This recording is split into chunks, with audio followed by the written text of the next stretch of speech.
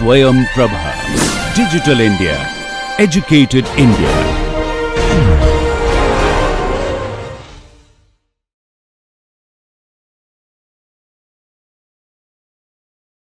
Okay, so let us start the class today. Till now we have seen how to set up the equation of motion for a multi-degree of freedom system. Okay, so we saw that how to get equation of this form here in general. Mass times the acceleration vector plus the damping matrix times the velocity vector, and then stiffness matrix times the displacement vector. And till now we have only done or solved the systems. We are going to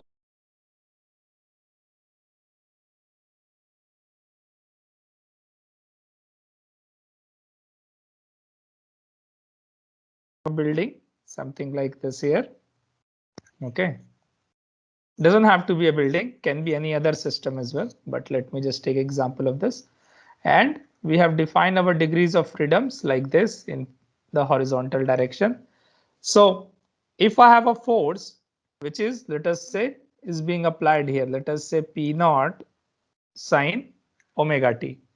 Okay, and there is no force at the degree of freedom 1 and 2, then I can write my applied force vector as P naught sine omega t 0 0, because there are no forces, sorry, other way around, 0 0 and P naught sine omega t. Okay, because there are no other forces here, okay, at other degrees of freedom, and we wish to solve this differential equation.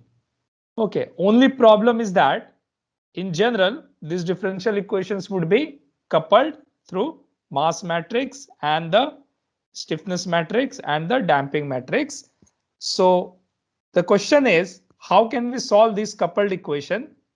So the procedure that we developed in the last lecture was that first we decouple these multi-degree of freedom systems into single degree of freedom systems. Okay, so if I have multi-degree of freedom system of n degrees of freedom, then we saw that how to represent this multi-degree of freedom system into n single degrees of freedom system. Okay, so how do we do that? And we utilize the condition of orthogonality of the modes, which say that if you have two different modes, okay, let us say phi n and phi, for which the mode shapes are phi n and phi r.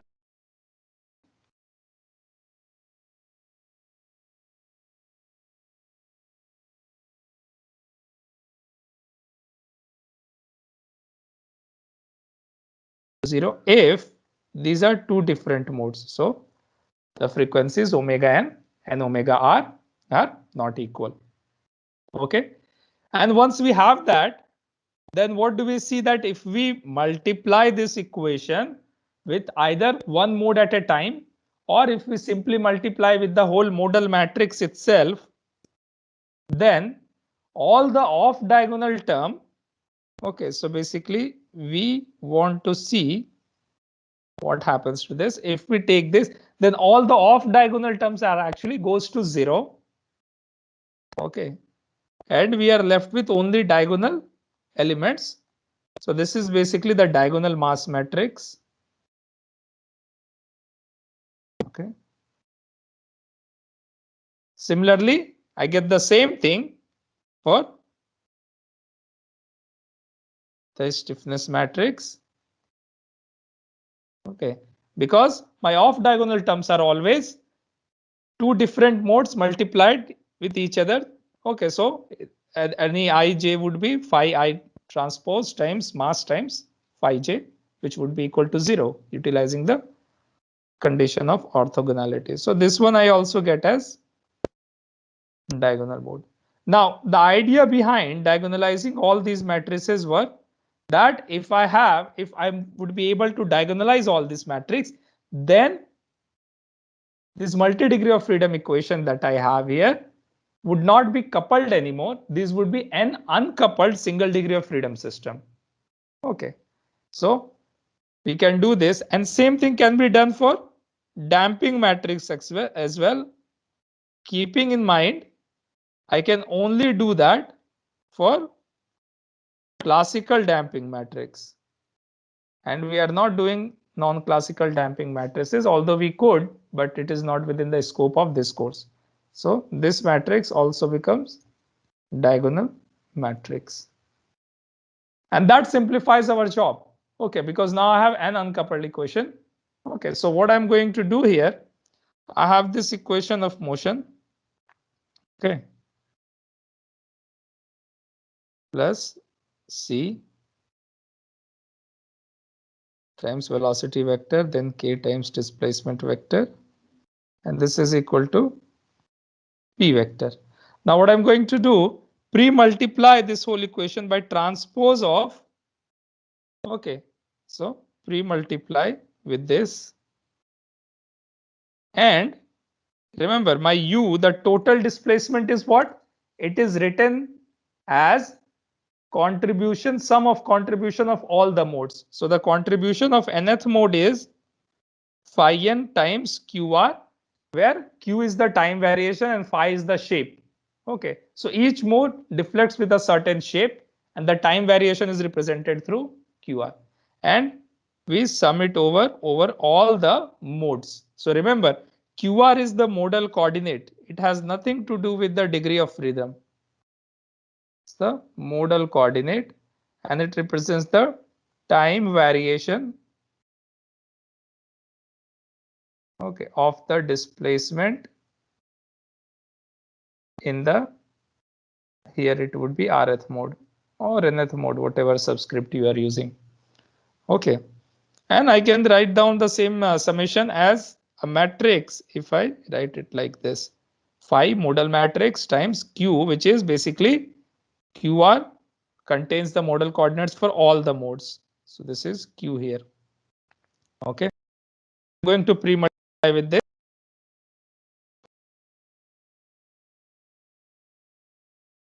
times here. I have to double differentiate this, and then again phi t times c times phi q, and then k, that is modal matrix phi times k times phi times q, and now I have on the right hand side phi t term here, okay, times the, okay, not vector here, it is actually modal matrix. Okay, so what do we see here? This is my diagonal mass matrix. This is my diagonal damping matrix if the C is classical damping, and this is my diagonal stiffness matrix. Okay, so the equation that we get is it in this form: mass, remember all these capitals are diagonal matrices, times the q vector plus c times the q dot vector, this is q double dot vector, acceleration vector times velocity vector, then times displacement vector, and this is equal to, let us call this capital P times this vector, where capital P is P1t, P2t times P and T, okay, and is it equal to phi t times Pt here. Okay, so we get in this form. Now, keeping in mind that all these matrices are diagonalized, I can uncouple simply all the equation in terms of individual modes and write down for the individual mode as Mn. So let us say I want to write down for mth and nth mode here. Mn times Qn plus Cn times double dot equal to P.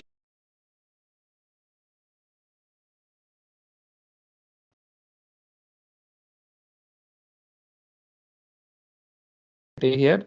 Cn I can also write similarly as phi n t times the damping matrix times phi n. Kn again similarly phi n transpose times stiffness matrix times phi n. And now Pn, which is the, so Pn here is the effective force in the nth mode. So I took the applied force vector and I found out what would be the effective force in the nth mode. You have to be careful here because I'm converting a force that has been applied at a, let us say, 1 or 2 degree of freedom system, freedom, to forces in the nth mode. And in the nth mode, it could have forces on all degrees of freedom. Okay, depending upon what is the mode shape. And we will see that. So Pn is basically phi n transpose times your Pt vector. Okay, this is the force in the nth mode. Okay, and once we have that, can we not go ahead and solve this equation of motion? Okay, because this is now a equation of motion of a single degree of freedom system in terms of modal coordinate q, and that you have always need to be careful about. The equation of motion that we are solving is in terms of q, and q represents the normalized displacement or the modal coordinate in nth mode. It has nothing to do with the displacement of degrees of freedom. Okay, we relate it to the displacement degree of freedom through what? Related through mode shapes. So what I'm saying that Qn basically represents the time variation of displacement in the nth mode, right? To convert it to the displacement at degrees of freedom, what do? We need to multiply with the mode shape. And this represents the contribution of the nth mode to the total displacement. When we sum up all these contribution, then we get by total displacement vector, which is at each degree of freedom. Okay. I hope this is clear to you. The most important thing in multi-degree of freedom analysis is to understand what is degree of freedom, what is mode, and do not get bungled in between, because it's very easy to get bungled in between. So you need to know what is coming from the mode and what is going to degree of freedom, where you need to use what. Okay. All right. So basically what I'm saying that I have reduced multi-degree of freedom system to single degree of freedom system. And if it has n degree of freedom, then I would have n such single degree of freedom system. And each single degree of freedom system is basically, you have something like this. Okay, so single degree of freedom system, you have Kn for the nth mode, Cn for the damping in the nth mode. Okay, and this is Mn here. The displacement, I'm writing it as Qnt, and the force that is being applied as Pnt. So we have reduced the multi-degree of freedom system, okay, which were in variables u1, u2, so on, un, to n single degree of freedom system in terms of modal coordinates q1, q2, qn. And we relate to these using phi. Okay. So this is how we do it. Once I have decoupled the equation of motion, I know the solutions for this equation of motion to solve.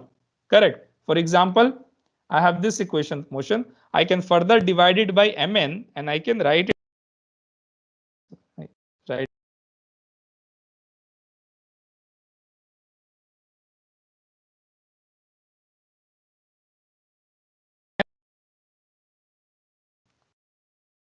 Qn plus omega n square Qn, and this is equal to Pnt by Mn.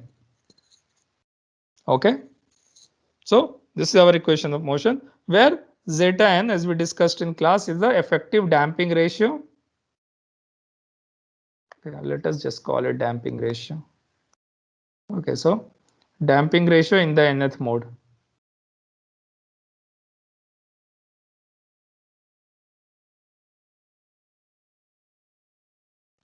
Okay. So this is the equation of motion. Okay, so we wish to solve this equation of motion to find out the response. Okay. So all these things would become clear after we do one example.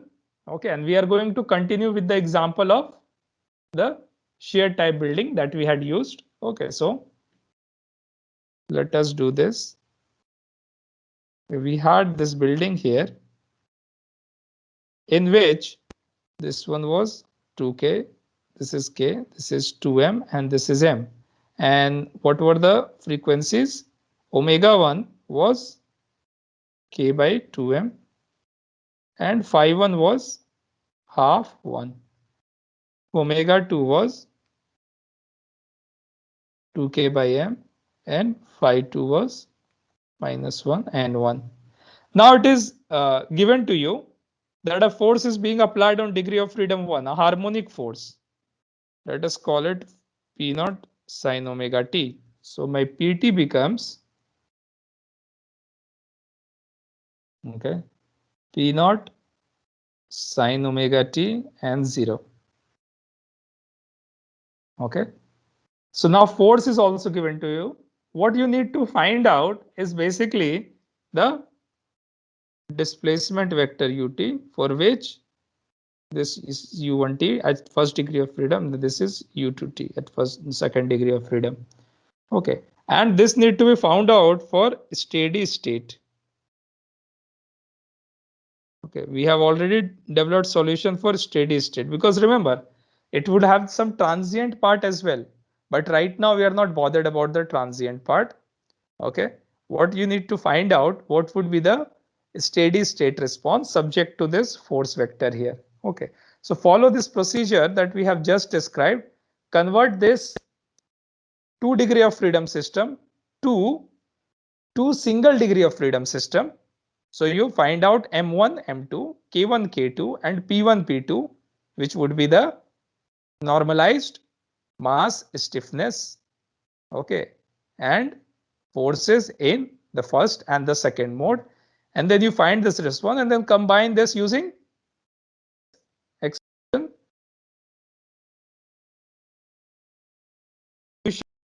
If you remember, if you had an equation of motion something like this for single degree of freedom system.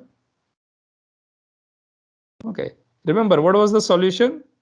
Ut was written as P naught by K times R1 times 1, not this R1 is 1 by this sine omega t, where R1 is 1 divided by 1 minus omega by omega n, which is the frequency of the first mode.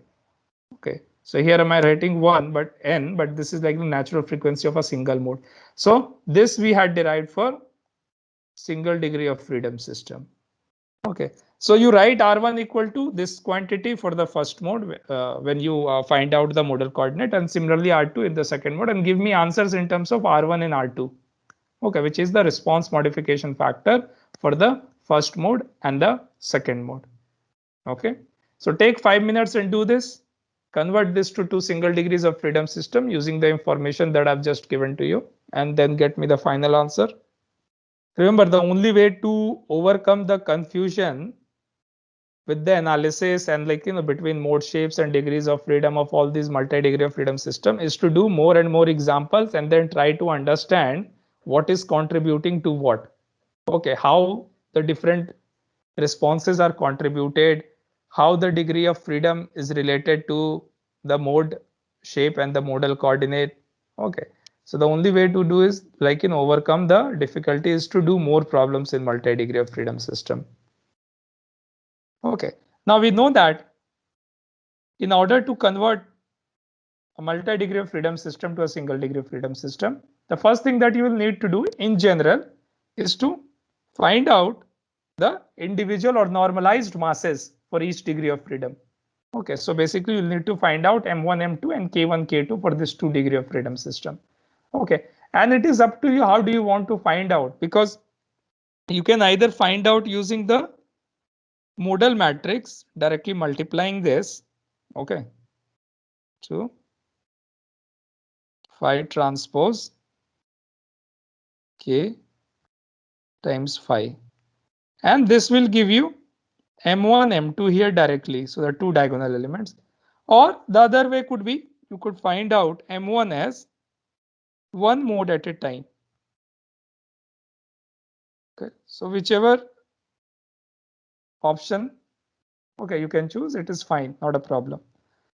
Okay, so this is for m1 and m2. Similarly for k1 and k2 also, or c1 and c2, whatever. Now this problem does not have damping, so I don't have to worry about damping, but in general, k would be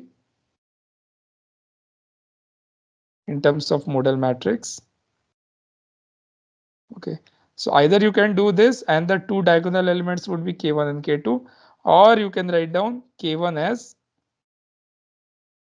phi1 t times k times phi. Okay, phi1. So it is up to you how do you do that. Now, one more thing that I would like you to suggest, all of you would have calculators. Calculators allow you to do eigenvalue analysis. Okay, so whether it is FS 991 MS or whatever model, KC or other model that you have, go have a look at it, how to do modal analysis or eigenvalue analysis. Okay, because it will save you a lot of time and it will reduce the possibility of error. But I would like to caution you that you need to be very good at that, because you don't want to be making any mistakes during. So up to 2 degrees of it would be manageable for you, but 3, like and onwards will be like 4 degrees of freedom, and like higher matrices you cannot do it hand calculation. Okay, but calculators are allowed, so go have a look at it, how to use calculators, and then practice it, finding out the eigenvalues for as many matrices as you like, just to improve your efficiency. Okay, so you can utilize your calculator to get the eigenvalues and then subsequently frequencies. It won't give you frequency, it will give you eigenvalue, but your frequency, if you define your mass and stiffness matrix properly, your frequency is basically root of that eigenvalues that you get. Okay, all right, so let us first get k1 and k2 here. Okay, let us go one mode at a time. So this is transpose of the first mode. Okay, and then modes, the k matrix that I had was 3k minus k minus k and k, and this is half half. Okay, and you can multiply this and can find this as 3k by 4. Similarly, my k2 has phi2 transpose k times phi2, which is basically minus 1 1, and then my stiffness matrix 3k minus k and k, minus 1 1. Okay, so this we get as 6k. Okay, so keep in mind differentiating between these k1 and k2 that we get as normalized stiffness for the different modes versus the story stiffnesses k1 and k2. Do not get confused. When we solve the single degree of freedom system till the solution, the story stiffness, they do not come into picture at all. We are only talking about the normalized diagonal mass matrix and the stiffness matrix. Okay, so k1 and k2 are now known to us.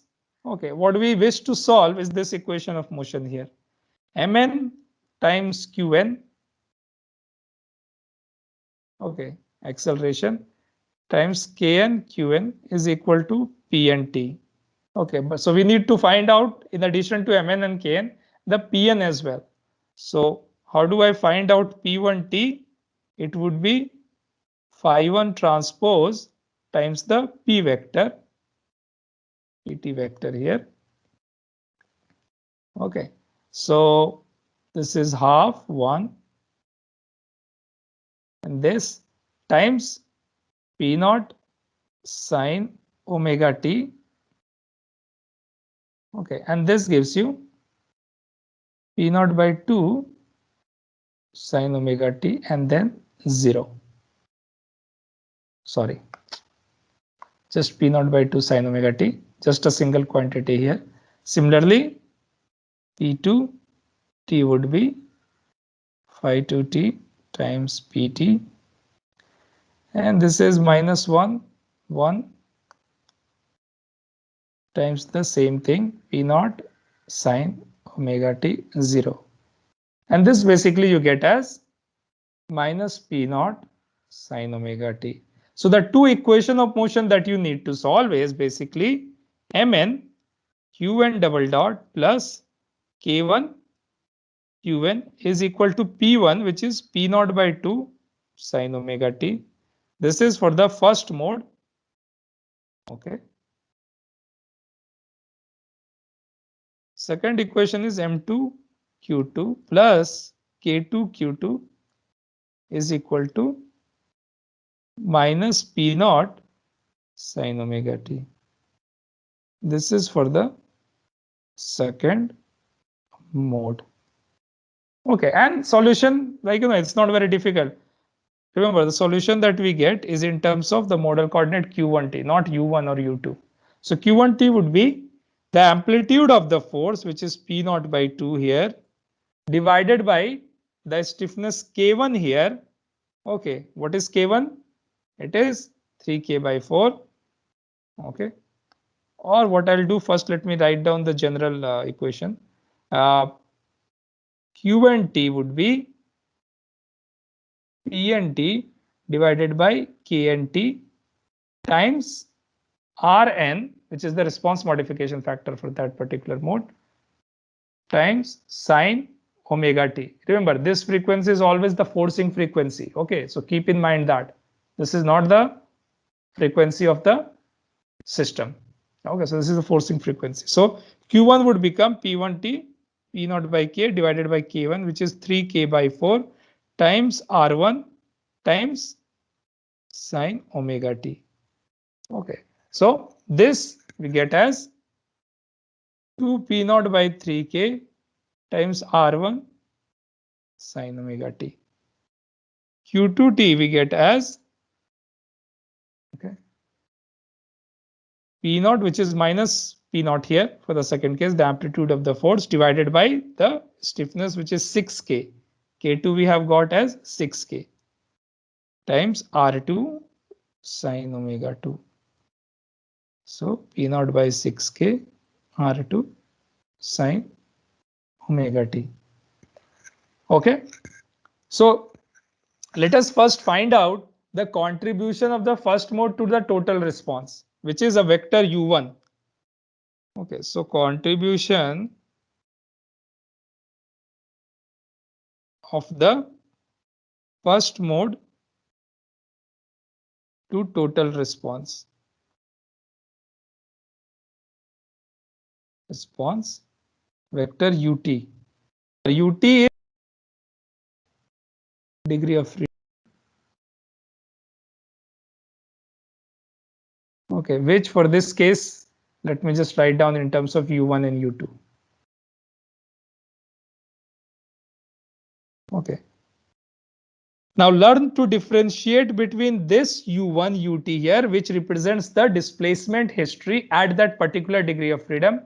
Okay, compared to this u1t vector here.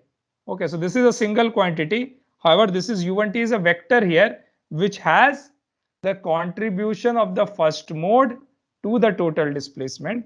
So the element that it has would be displacement at the first node in the first mode, displacement at the second, so displacement at the first degree of freedom in the first mode, displacement at the second degree of freedom in the first mode. So basically this is what u1t here. Okay, and this we find out as you already know, phi 1 times q1, which again basically is phi 11 phi 21 times q1. We have already obtained this is half 1 times q1, which is now 2 P naught by 3K R1 sine omega t. Okay, so this we get as, let me take P naught by 3K outside. and then I have R1, or maybe I'll write R1 after this. So I would have this as 1, okay, and this one as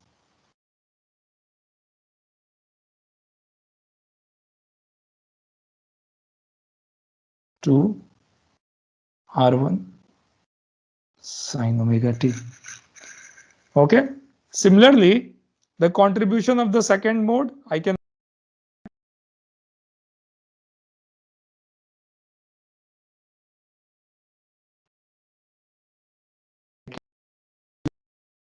now I'm not going to repeat this. So this would be same. Okay, basically phi 2, or let me just directly write it here. Or let me write it anyway. 1, 2, degree of freedom 1 in mode 2, degree of freedom 2 in mode 2.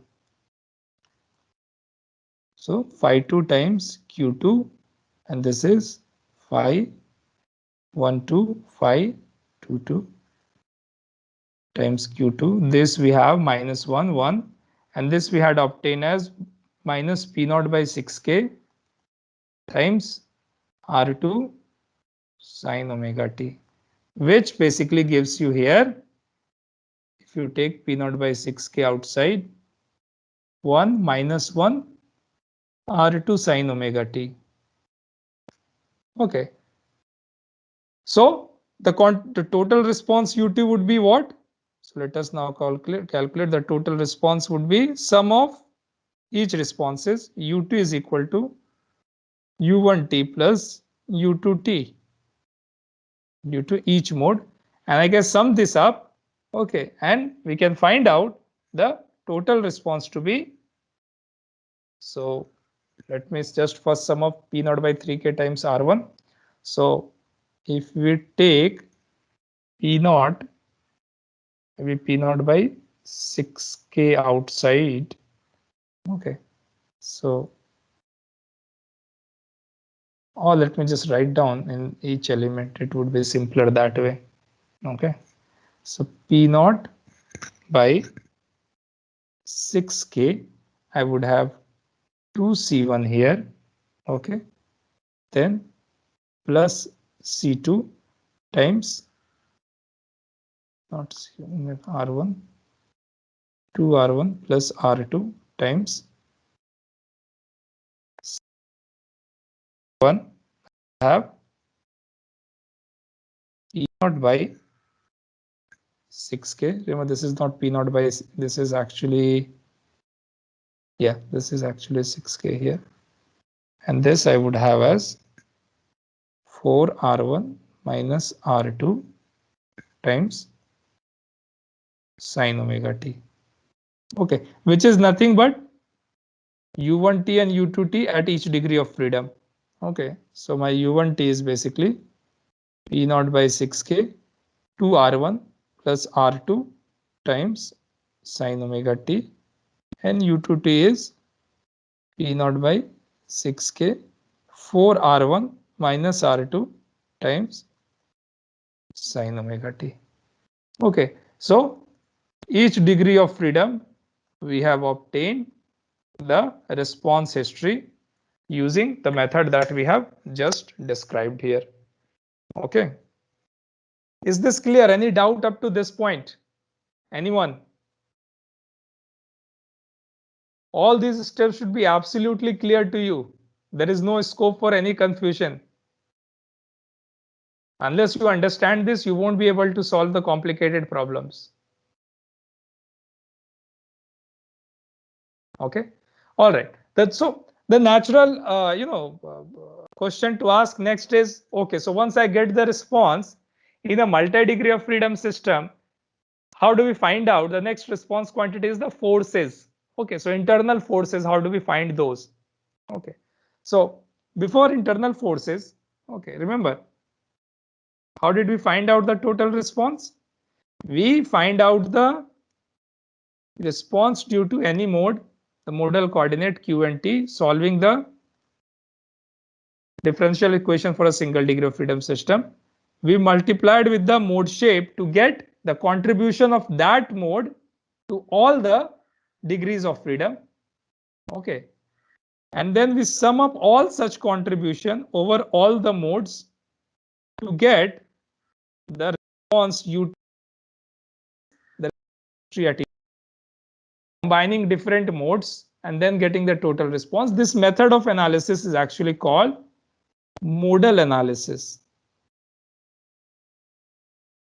because we are using the results of modal eigenvalue analysis like frequencies and mode shape, and combine them using this to get the total response. So this is called modal analysis. Many times you'll see some variation of this, something like classical modal analysis or mode superposition analysis. Those are all the same. Okay, so classical modal analysis or mode superposition analysis.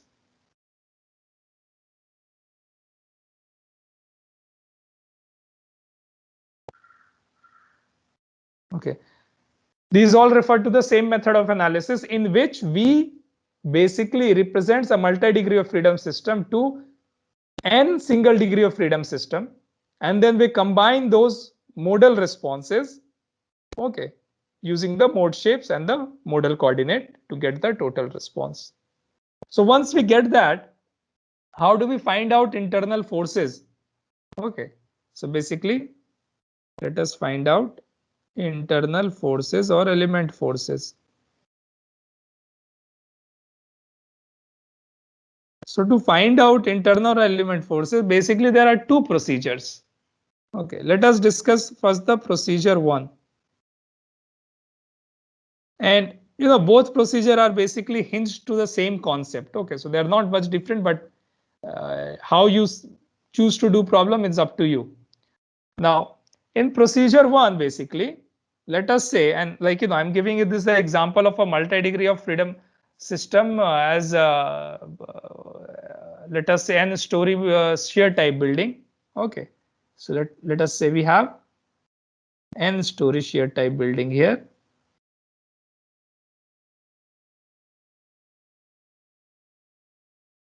Okay, in which this is U1, U2, and so on. Let us say this is Uj, and this is Uj minus 1, and so on. Let us say this is Un. Okay, so we have this system here. To find out the internal forces, or let us say in that case, I want to find out what is the story shear Vj. Now, you have already studied this and generalized SDF system. So this would be just little bit of repetition here. Okay, so in the first method, what do? We find out what is my contribution of the nth mode to the total response, which is basically UNT. Okay, UNT is nothing but U1T, U2NT, UJNT, and UNNT. Okay. First, you find this out. Once you have this quantity, and you know how to find this out, right? Phi n times the Qn. Once you find this out, I want to find out what is my story shear in the jth story. So this is story shear jth story. Okay.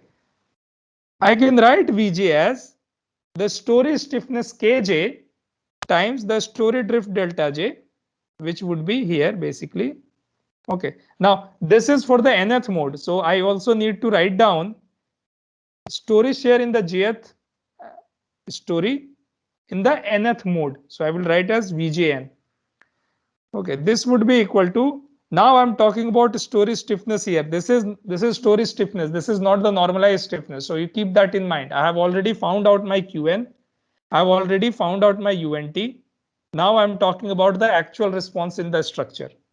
So it would be Kj times the story drift J, which is the jth story in the nth mode. And I can write this as Kj times Ujn minus Uj minus 1n. Okay. And that I can know, that I already know from here. You can further actually simplify this and you can write this as phi j n, phi j minus 1 n, and remember ujn is what? Phi j n times q and t. So you can also write it like that. Okay, so this is a direct method of getting the story shear. Okay, if you want to do like find out base shear, you just substitute j equal to 1. Now let us talk about procedure 2. In procedure 2, basically we utilize the same concept that we have been using so far, which is called equivalent static forces. Okay, so we find out equivalent static forces. Okay, and how do we do that? Remember, the equivalent forces in the Rth mode. Okay, how do we get that? I can write F and T as mass times, or equivalent static forces, basically what do we write? Fs is equal to K times U, and if K is equal to omega square m, we also write it mass times the pseudo acceleration. Okay, this we had done for single degree of freedom system. We are going to do the multi-degree.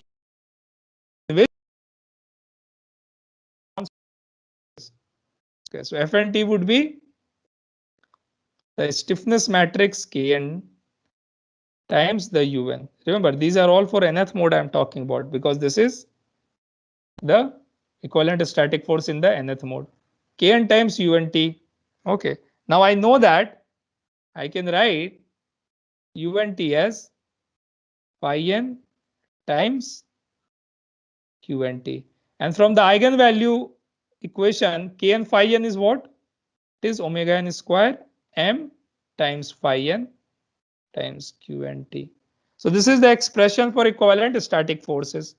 Okay, what do? We apply these forces. So again, if I have the same multi-degree of freedom system here, 1, 2, 3, so on, and here. Okay, I basically apply these forces. And remember, this is a vector here because my phi 1 is a vector. Okay, so at each one location, I will have here phi 1n, phi 2n, and so on. Let us say phi jn. Okay, and subject to these, I need to find out what is the shear forces, which can be easily done, right? For example, if I want to find out my shear force Vj in the nth mode, how do I do that? I basically sum up all the equivalent static forces that are applied on the stories above that particular level. So it would be sum, let us say another parameter k, that varies from j to n, and this is summation of f jn t. Okay, so I will also write this one as this vector is basically f1n, not I, 1n. Okay, f1n, f2n, fjn, so on, fnn. Okay, which is basically this. So this is I'm going to do. If I want to find out the base shear, we'll just substitute j equal to 1 and it will give me the base shear. Okay, so I mean, it's entirely up to you which method you select to find out the response, either procedure 1 or procedure 2. And let us see if we apply both this procedure, if we can find out the response for the system, this system that we had got. Okay, so again we are going to continue with the same example. Okay, so what we need to find out here in this case, okay, the response here. First, let us do procedure 1. Okay, so we are going to do the procedure 1 first.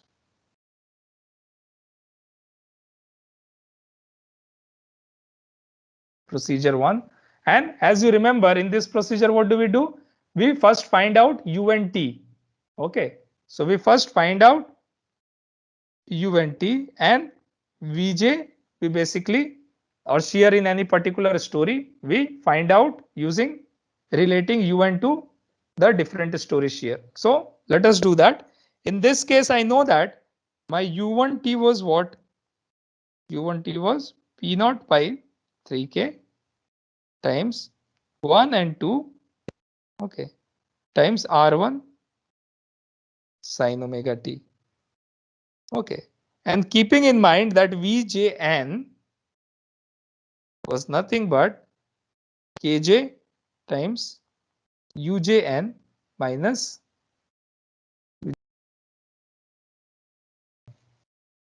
okay, q1 here.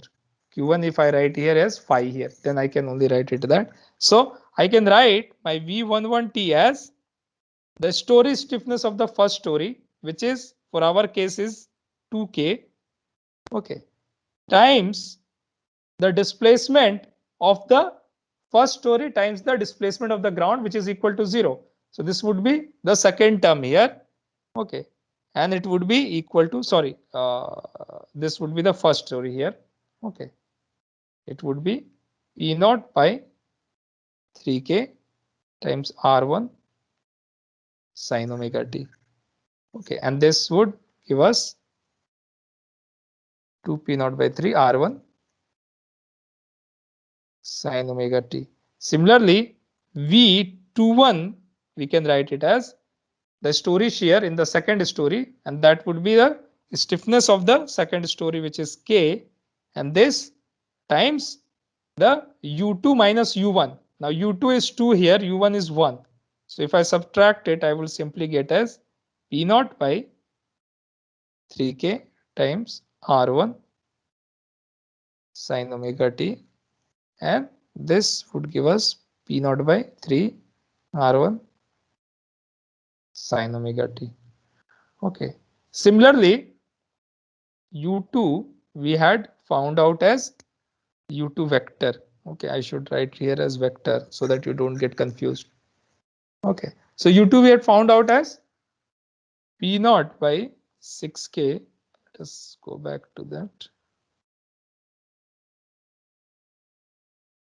Not this u2, this is for the degree of freedom. I want to find out u2 for that particular mode. Yes, this is what I'm looking for. P naught, and the top is positive, the bottom is negative. Okay, 1 minus 1 r2 sine omega t. Okay, so I can find out my, again like what we did for the first case, story shear in the first story in the second mode, u1 of t would be equal to stiffness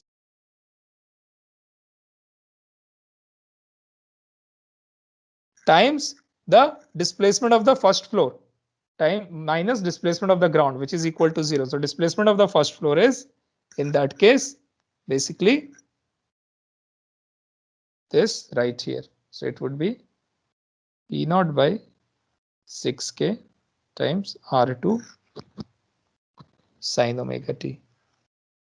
Okay. Similarly, v22 t would be story shear, which is k times u2 minus u1. So minus 1 minus 1. So it would be, in this case, 2 times the same quantity. Okay, which would be 2 times. So it would be minus sign here times r2 sine omega t. Okay, and this would give me as, so this one was p naught by 3k, or p naught by 3 because k cancel off, times r2 sine omega t, and this one as minus p naught by 3 r2 sine omega 2. So we can sum up and we can get the total response, right? Because remember, your vt, v1t is nothing but this, v2t is nothing but this here. So you just sum that up to get the total response vt as, okay, we can sum that up and we can get that as total response p naught by 3 to r1 plus r2 times sine omega t, and in the second case it would be p naught by 3 R1 minus R2 sine omega t. And these are the story shears in the first story and the second story. Okay. So this is using procedure 1. What I want you to do, utilize the procedure 2 and see whether you get the same response or not. Okay. That you can do on your own. And if you find any difficulty, we can again discuss it in the tomorrow's class. Okay. But I strongly encourage you, you go through this problem and then you try to get the answer using both methods, because you need to be absolutely clear how to actually relate modal response to the total response, a modal response to a degree of freedom response. Once your confusion would be clear, you would be able to solve any problem. Okay. Any question up to this point? Anyone? Sir, Yeah. if we know the total response direction, then we can calculate the individual mode. There is only one way you can do that. In that case, you'll have to multiply with the spectral matrix. See, the total response once you get at U, that is another, like, you know, so basically when you get the U and you are summing up U1 and U2, both these quantity, you are exactly doing the same thing, because there also you have to multiply 5 with the Q1T and 5 with the Q2T, right? Yes, sir. Okay, so exactly the benefit of this method is you get to see how much response each mode is contributing, correct? Yes. I mean, total response, you can just write down the whole equation in terms of the modal matrix and you can find out the total response. So remember, if you wanted, you can find out the U also directly, right? There are different ways to find out the total response. Either you do summation of each mode, correct? Yes. Like this, or you can also write it like this, correct? Which is a single step. This is what we have been doing to give you insight into contribution of individual mode. But if you wanted to do mathematically, very well, go ahead with this one. And that's what it's done in programming. Okay, you just utilize that. Similarly, you can also find out the total story shear as well. Okay, and that you can, total stiffness forces as well. So let me say this is K times UT, which is for the total response. It will give you the forces or the equivalent forces, okay, at each degree of freedom. Okay, so directly you can also find out. However, to get the contribution or to get the insight into individual response, we always do it contribution one mode at a time. Is that clear? Yes, sir. Any other question? Anyone? Sir, I have one question. Yeah.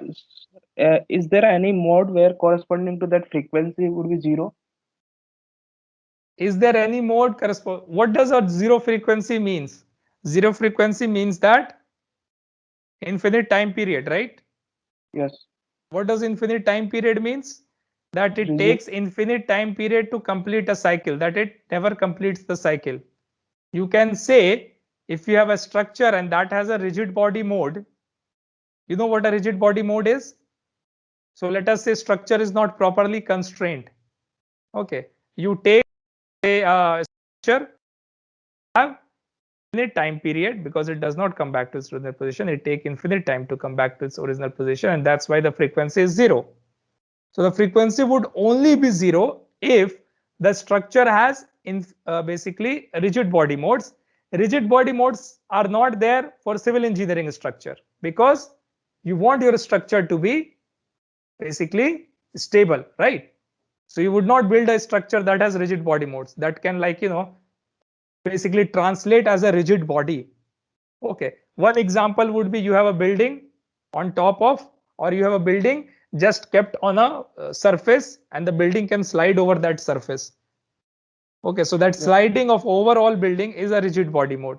But the internal deformation and vibration of the building with respect to the building base, those are the modes that we are concerned about. So the zero frequency corresponds to rigid body modes. those kind of situations are common in mechanical engineering and especially aerospace engineering, where you have loose parts or vibrating parts which can slide as well as deform, not for civil engineering structures. Okay, Okay. is that clear? Yes, sir. Any other question? Anyone? Okay, good. Let us meet tomorrow and we are going to continue this. These next 2 classes would be very, very crucial for you to understand the response of a multi-degree of freedom system. So I encourage you to pay utmost attention, because if you miss this, books do not do a good job of explaining. There are too many equations and students get confused. That's why you need to understand while this is actually being discussed and you follow along, then only you understand. Okay, so make sure that next 2 lectures you pay utmost focus on what we are discussing. Thank you.